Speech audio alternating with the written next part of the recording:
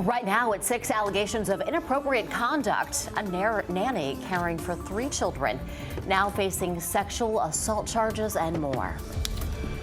Helene hits Florida as a Category 4 hurricane. We're going to show you the flooding and high winds and what other states are going to be getting its wrath this morning as it's at tropical storm strength. And a major change is announced to the Soundside Music Festival in Bridgeport. We're going to hear what was shared about Foo Fighters' cancellation. All local, all morning. This is Fox 61, Connecticut's news station. Good morning. It's Friday. Happy Friday. Thanks for starting yours off with us. I'm Erica Arias. And I'm Tim Lammers. Good morning to you. We've got a lot to get to. Matt Scott finishing up the forecast right now on a very mild morning. I went back to T-shirt and shorts. I don't know about you outside. It was, not so bad. After the rain or all that yesterday, I walked outside with a sweater because I just looked out the window. I was like, oh, I bet it got chilly. It was 71. But it was humid yesterday, too. It kind of just jumped right up, which made it feel a little summery. Surprising. Yeah, there you go. Because you know why? Because for the last 3 weeks, we've had none of that. And now we have just a little bit. And it's not a big deal, but the rain is winding down for the most part. A little clearing later on today. If you're heading out tonight, you should be fine in terms of, well, certainly not any rain. The weekend is still mostly gray. We'll talk about that coming up. Here's the satellite radar picture now, and you can see what we're talking about. A little rain left over, mainly down on the shoreline, almost like skirting I-95 from New Haven all the way up to Stonington. Rest of the state looking pretty good. Let me expand the view and show you the trouble, and it is well down south. Boy, Atlanta, Augusta, Georgia, into Columbia, South Carolina. That's the Piedmont area, and Charlotte just absolutely getting drenched with Helene's remains. She's still a powerful storm and causing just a lot of damage.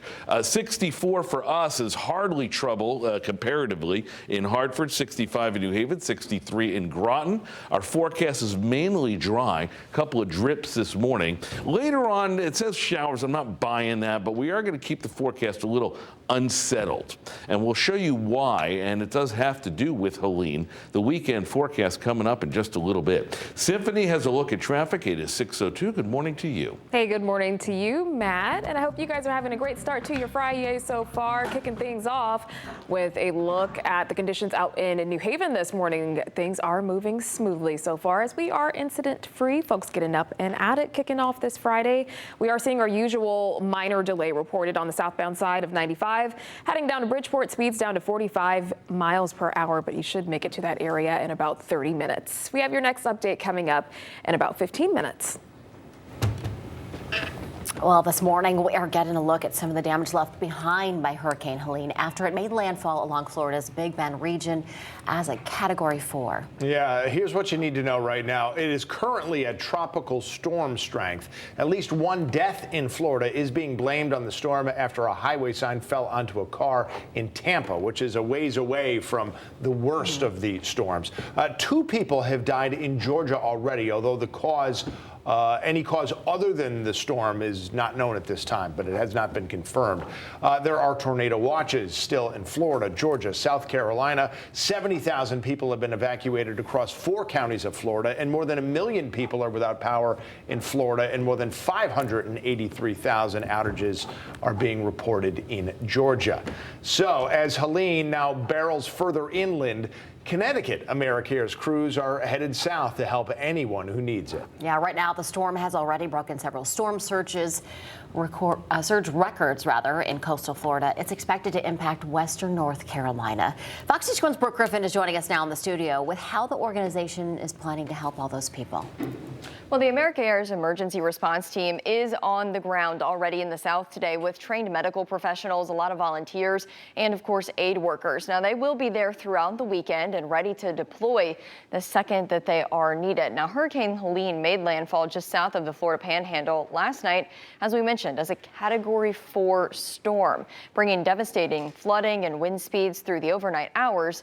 It has since moved out of Florida at a high rate of speed. Many regions were under mandatory evacuation orders, but of course not everyone has the means or the ability to actually leave. AmeriCare's crews will be in Florida, Georgia, Alabama, North Carolina, and South Carolina. They're partnering with around 200 organizations to make sure they get the help that they need, everyone that stayed behind. Now, this relief includes clean water, food, medications, medical help, and emergency funding for impacted health services. The experienced group goes to around 35 disasters across the country every year. They tell us that those groups have been to a lot of Florida hurricanes, and they are ready and waiting to help. And again, as you mentioned, so far 3 people have died in this storm. Many coastal towns are underwater, and of course we cannot forget those power outages. In fact, my brother is actually a lineman on the Georgia-Florida line. He's there this morning. He says everything is completely dark, so it's going to take a long time to get everything restored. A lot of big impacts, a lot of people preparing for that throughout the day. As we learn more, we'll get it out to you. Back to you at the desk.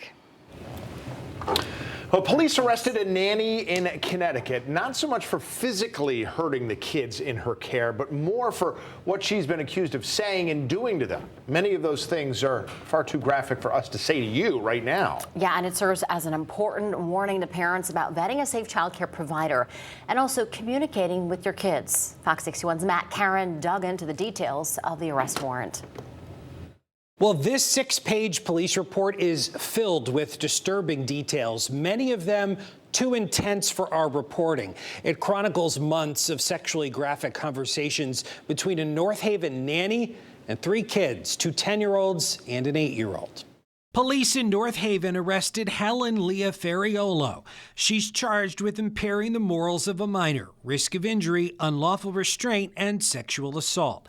Documents reveal how Ferriolo asked one of the kids to put on a more revealing bathing suit and then explained to them what raping is. Another child reported Ferriolo asked Siri sexual questions and often invited her boyfriend to the house where the couple would engage in lewd activity and go to the bathroom together. Prevention is the best medicine. Connecticut's Village for Children and Families talked with Fox 61 about the importance of communication with kids, even when it's uncomfortable. Make it age appropriate, but have the conversations, because if you don't give them knowledge, they won't know how to protect themselves. Experts tell us that often inappropriate conduct begins with a subtle grooming process that kids can recognize before it's too late. At the end of the day, it comes down to, if something happens to you that doesn't feel good, that makes you feel uncomfortable, then you need to tell a safe adult what happened. Do not let people tell you that you can't tell your parents something, that you can tell us anything. We're here to keep you safe. According to the incident report, Ferriolo also repeatedly locked kids in a coat closet and told them there was an intruder in the house, banging on the counter to simulate the noise of forced entry. The Connecticut Office of Early Childhood told Fox 61 it's important for parents to do their homework before hiring a nanny. The state emphasizes the importance of trusting licensed care.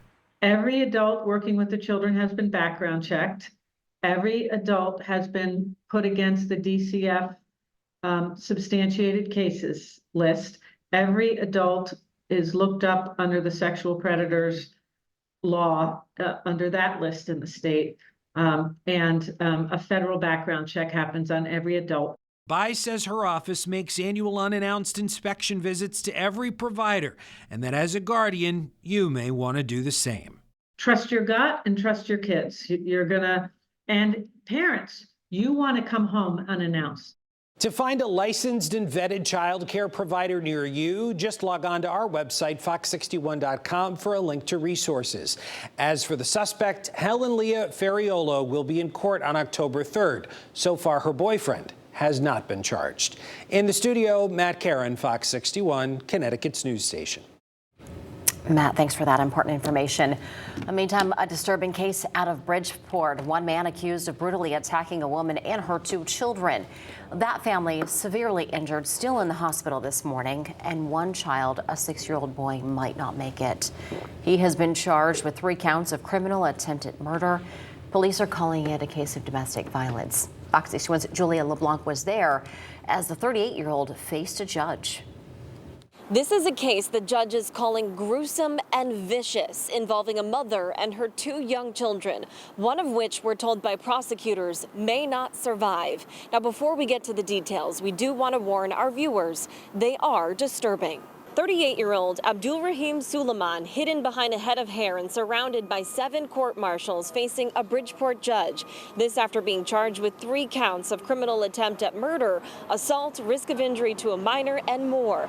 Bridgeport police say Wednesday morning they got several calls describing a violent assault happening in an apartment on Main Street. One of those calls coming from a woman who told police she was in the apartment with her 2 sons, 6 and 4 years old, along with Suleiman, who the victim told police was hitting them with a bat. Court documents show neighbors stepped in to help, pulling the children to safety, as police say Suleiman is seen on city cameras throwing a bat out of the window before jumping out himself, landing headfirst in a dumpster. Moments later, police arrested him, all as they rushed the mother and her children to the hospital, with the 6-year-old still in critical condition. The likelihood of survival of this individual is close to 0. Now, just before Suleiman's appearance, prosecutors allege he spit on and slapped 2 marshals. State police are investigating that case, and he's actually expected back in court on Friday on those charges. As for the domestic violence charges, he's expected back in court on October 10th. We are in Bridgeport. Julia LeBlanc, Fox 61, Connecticut's news station.